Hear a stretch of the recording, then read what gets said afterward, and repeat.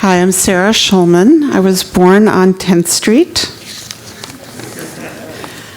I'm going to read something by Audre Lourde, who was a revolutionary New York writer, died in the 1980s. The Transformation of Silence into Language and Action by Audre Lourde, 1977.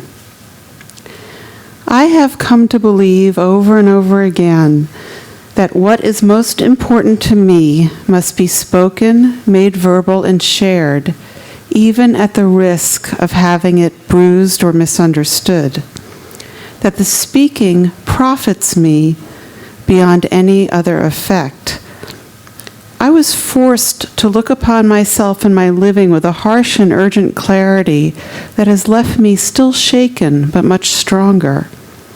Some of what I experienced during that time has helped elucidate for me much of what I feel concerning the transformation of silence into language and action.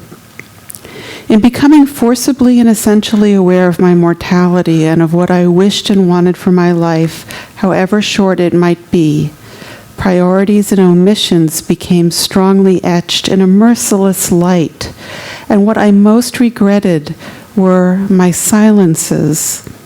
Of what had I ever been afraid?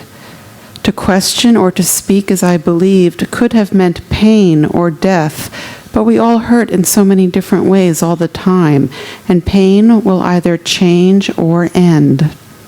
Death, on the other hand, is the final silence, and that might be coming quickly now, without regard for whether I had ever spoken what needed to be said, or had only betrayed myself into small silences while I planned someday to speak, or waited for someone else's words.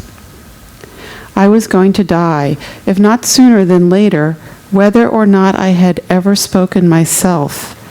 My silences had not protected me. Your silence will not protect you. What are the words you do not have yet? What do you need to say? What are the tyrannies you swallow day by day and attempt to make your own until you will sicken and die of them still in silence?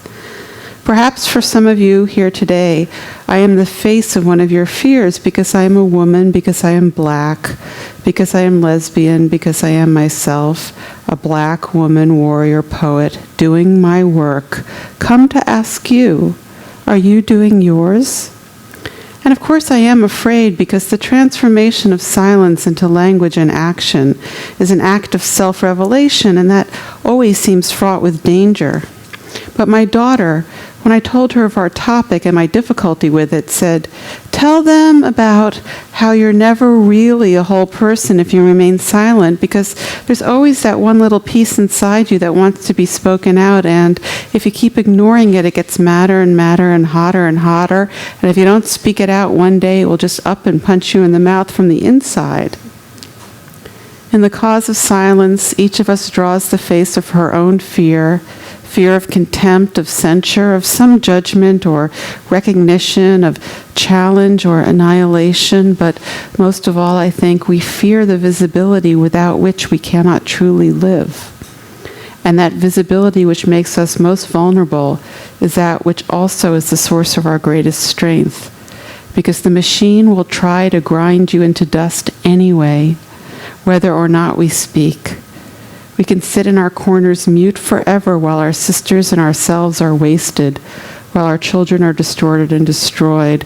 We can sit in our safe corners mute as bottles, and we will still be no less afraid.